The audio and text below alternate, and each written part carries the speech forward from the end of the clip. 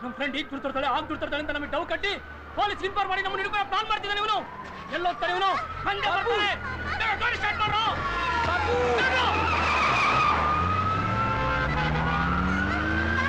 Babu Babu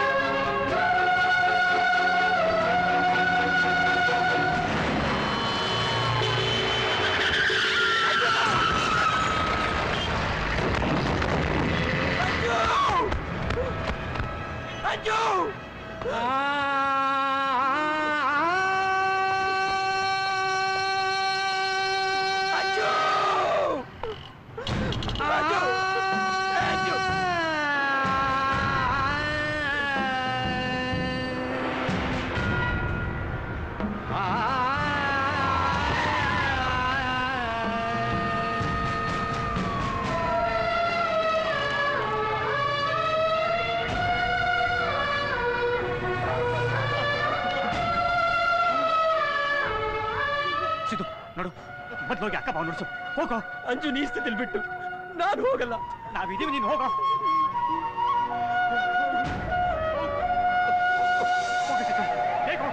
please.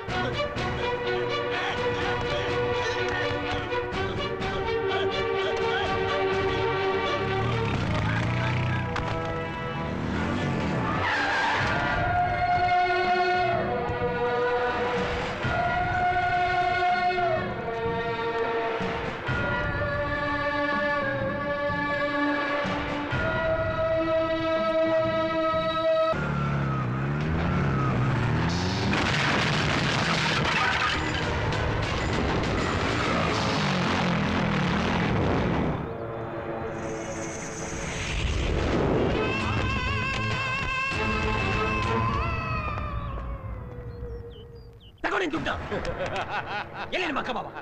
ಎಲ್ಲಿ ಬಾಪು? ಬಾಪು, ನಾನು ಹೋಗ್ಬೇಕು. ಹೋಗುವಂತೆ.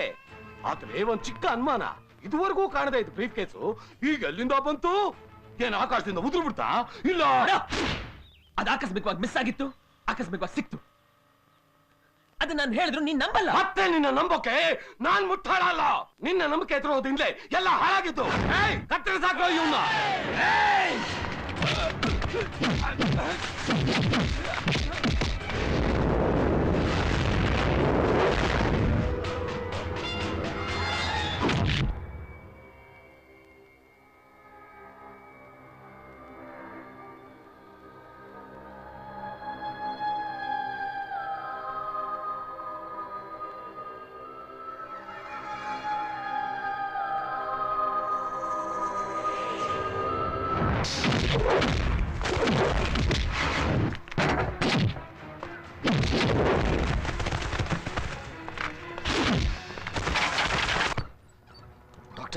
Condition is very serious. Immediate ಆಗಿ ಆಪರೇಷನ್ ಮಾಡಬೇಕು. ಕೋಟಿ ಖರ್ಚಾದ್ರೂ ಪರವಾಗಿಲ್ಲ, ನನ್ನ ಮಗಳ ಪ್ರಾಣ ಉಳಿಸ್ಕೊಡಿ ಡಾಕ್ಟರ್. ಸಾರಿ ಮಿಸ್ಟರ್ ಮೂರ್ತಿ, ಈಗ ನಿಮ್ಮ ಮಗಳ ಪ್ರಾಣ ನಿಮ್ಮ ಹಣದ ಕೈಯಲ್ಲಿಲ್ಲ, ದೇವ್ರ ಕೈಯಲ್ಲಿದೆ. ಅಂದ್ರೆ ಆಪರೇಷನ್ ಮಾಡಿದ್ರು ಬದುಕೋದು ಗ್ಯಾರಂಟಿ ಇಲ್ಲ.